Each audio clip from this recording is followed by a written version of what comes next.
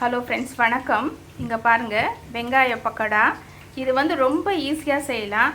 சும்மா ஒரு evening tea டைமுக்காக இது செய்கிறது ஒரு 4 வெங்காயம் எடுத்து கட் பண்ணிவிட்டு அது கூட இஞ்சி பூண்டு பேஸ்ட்டு, கொஞ்சம் மிளகாத்தூள், கொஞ்சம் சோம்பு, கருவேப்பிலெல்லாம் ஆட் பண்ணிவிட்டு இது சேர்த்து நான் எப்படி செய்யணும்னு காமிக்கிறேன் பாருங்கள். சூப்பராக இருக்குங்க.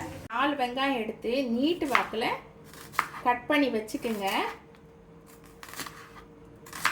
வெங்காயம் இந்த பவுலில் போட்டுருக்கேன் பாருங்கள். இது கொஞ்சம் ஸ்மாஷ் பண்ணிக்கோங்க. இப்படியே பண்ணிக்கோங்க. அப்போ தான் அது கொஞ்சம் ஒன்றுக்கு ஒன்று அப்படியே விடும்.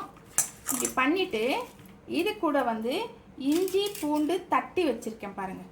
அதை அப்படியே இப்படி போட்டுருங்க. அது கூட கருவேப்பிலை இப்படி சேர்த்துடுங்க. இது கூட கடல மாவு அப்படியே போட்டுக்குங்க. கடல மாவு நான் கையில் தான் அளந்து போட்டிருக்கேன். இது பாருங்கள் 2. அதுக்கப்புறம் ஒரு பிடி அரிசி மாவு இதில் கலந்துக்குங்க.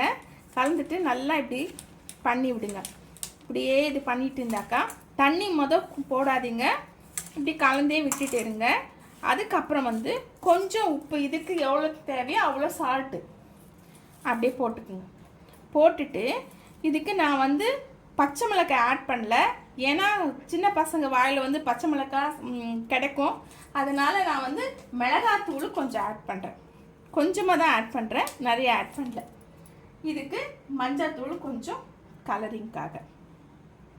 இப்போது இது எல்லாமே ஒன்று போல் நல்லா பெசிங்க. இப்படி பெசிஞ்சு இப்படி விடுங்க. பெசிஞ்சு இப்படியே இது பண்ணுங்கள். இப்போ இந்த சமயத்தில் என்ன பண்ணுறீங்கன்னா கொஞ்சமாக தண்ணி எடுத்து இப்படி தெளித்து விடுங்க. தெளித்து விட்டாக்கா உங்களுக்கு அந்த பக்கோடா பதம் கரெக்டாக வந்துடும் உங்களுக்கு. ஏன்னா பக்கோடா ரொம்ப தண்ணியாக இருந்தால் நல்லா இருக்காது. இப்படியே பார்த்துக்குங்க. மாவு பத்தலைன்னா கடல மாவு ஆட் பண்ணிக்கோங்க.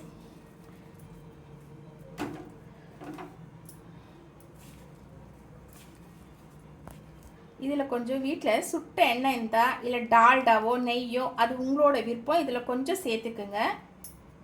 இப்போது லாஸ்ட்டாக சோம்பு இதில் கொஞ்சம் போட்டுக்குங்க. போட்டுட்டு கொஞ்சம் கலந்து இப்படி விட்டுருங்க.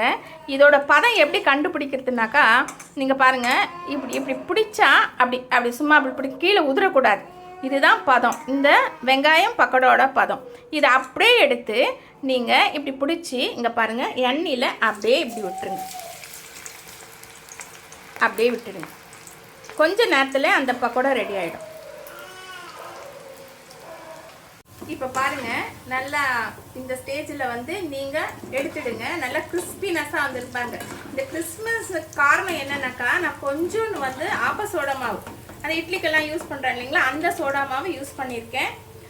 அதோட ரைஸ் ஃப்ளார் மாவும் கொஞ்சம் ஆட் பண்ணதுனால இந்த கிறிஸ்பினஸ் வரும். இப்போ பாருங்கள், இந்த பக்கோடா எவ்வளோ கிறிஸ்பியாக இருக்குது பாருங்கள். உங்களுக்கு சவுண்டு கேட்குதுங்களா? ட்ரை பண்ணி பாருங்கள். தேங்க்ஸ்.